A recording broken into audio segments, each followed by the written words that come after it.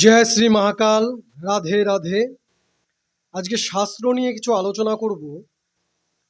অনেকেরই মনে প্রশ্ন থাকে, শাস্ত্র কতটা যুক্তি। আমি একটা কথাই বলবো, শাস্ত্রই অ্যাকচুয়ালি যুক্তি। যেখানে যুক্তি আছে সেটাই হলো শাস্ত্র। সেখানে বৈজ্ঞানিক যুক্তিও থাকবে, আধ্যাত্মিক যুক্তিও থাকবে, সেটাই হলো শাস্ত্র।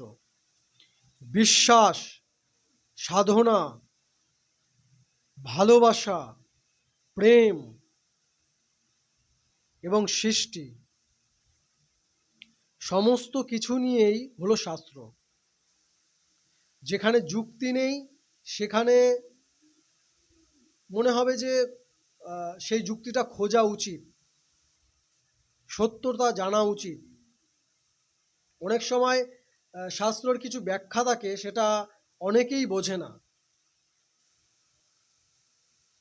তাই বুঝতে গেলে সেরকম নিজেকে স্থির করতে হবে, নিজেকে অনেক জানার চেষ্টা করতে হবে, অনেকের সাহায্য নিতে হবে, পণ্ডিতদের থেকে জানতে হবে এবং অবশ্যই নিজের প্রতি যুক্তি এবং নিজের প্রতি বিশ্বাস রাখতে হবে। তবেই আমরা শাস্ত্রকে বুঝতে পারবো। শাস্ত্র অত সোজা নয় যে আমি কোথাও গেলাম, কারো থেকে শুনলাম এবং বুঝে গেলাম।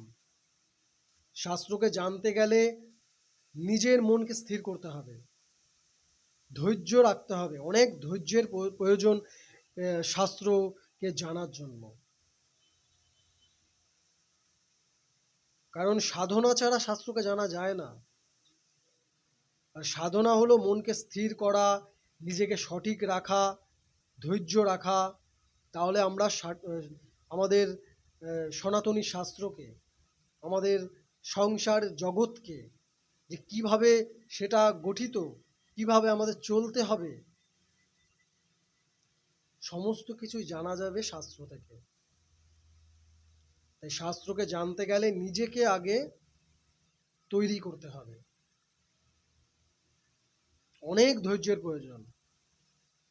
আমরা জানি সাধু সন্ন্যাসীরা এই শাস্ত্র সংস্কৃতকে জানতে যুগ যুগ কাটিয়ে দিচ্ছে সাধনায়, নিজের মনকে, নিজের মস্তিষ্ককে শান্ত করার জন্য। কারণ অনেকটা কি বলবো, নিজেকে জলের মতো করতে হবে আর নিজেকে খালি করতে হবে। জলের মতো করতে হবে কারণ আপনি যেইভাবে নিজেকে রাখবেন সে যেন সেরকমই আকার ধরতে পারে।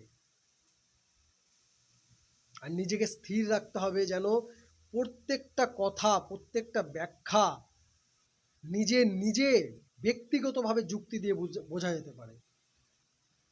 তবেই সেটা সম্ভব। তাই তর্ক নয়, কোনো কিছু জানলে, শুনলে, না বুঝতে পারলে প্রশ্ন করুন। তর্ক করলে কখনো শিক্ষা লাভ করা যায় না। প্রশ্ন করুন, উত্তর জানার চেষ্টা করুন, নিজে চেষ্টা করুন, যুক্তিসম্মতভাবে চেষ্টা করুন এবং সমস্ত কিছু থেকে জানার